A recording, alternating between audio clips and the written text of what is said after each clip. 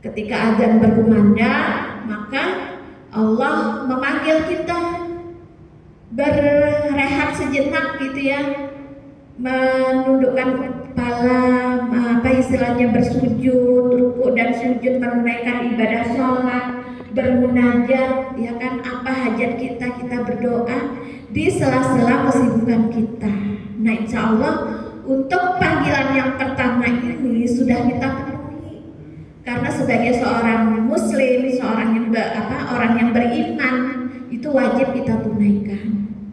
Di samping juga barangkali mungkin Bapak Ibu sudah rajin ya, artinya rajin menunaikan ibadah sholat sunnah yang lainnya, qobliyah ataupun ba'diyahnya, qiyamul lailnya, sunat duhanya, ya kan, dan lain-lain ya kan ibaratnya. Nah, itu adalah mengiringi ya kan kewajiban kita, panggilan yang pertama Allah, yaitu panggilan sholat.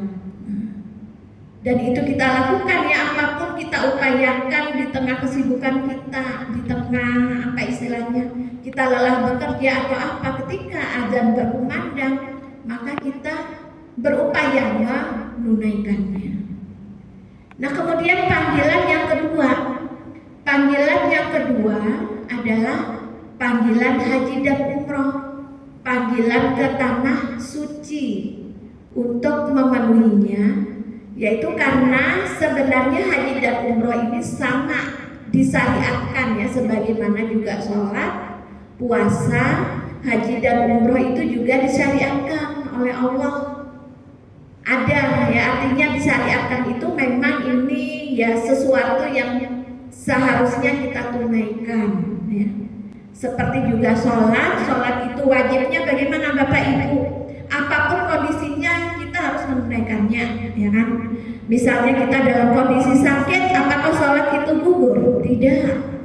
Sholat itu tetap harus ditunaikan. Ketika sakit kita itu tidak bisa berdiri, maka bisa kita tunaikan dengan duduk. Kalau sakit kita itu parah misalnya, kita bisa menunaikannya dengan berbaring. Artinya sholat itu kewajiban, harus ditunaikan dalam keadaan apapun. Nah, sama juga ketika kita safar dalam perjalanan misalnya ya. Apakah karena kita berjalan jauh menuju suatu tempat, misalnya bersilaturahmi ya, dari Banjarmasin menuju Amunten, menuju Kaltim atau menuju Palangkaraya misalnya, nah itu lumayan jauh perjalanannya. Lantas ketika kita dihadapi waktu-waktu sholat, apakah sholat itu kita tinggalkan? Tidak, tetap harus kita tunaikan. Bahkan Allah memberikan, hanya Allah memberikan keringanan atau rukhsah, bisa dijamak dan bisa dikosor. Artinya sholat itu tetap harus ditunaikan ya. Kalau terkait dengan rukun Islam yang kelima ya kan. Kemudian yang kedua setelah sholat, yang ketiga ya puasa itu juga wajib ya, wajib kita tunaikan. Puasa apa yang wajib? Yaitu 1 bulan di bulan Ramadan. Kalau kita sakit, sebenarnya kita sakit itu memang rukhsahnya pada saat itu, di bulan itu kita sakit, memang kita diberi rukhsah untuk tidak berpuasa, tapi diminta menggantinya di bulan-bulan yang lain. Artinya puasa itu tetap harus kita tunaikan sesuai dengan jumlah ya kan, kekurangan ya kan yang kita lewati berapa itu harus diganti.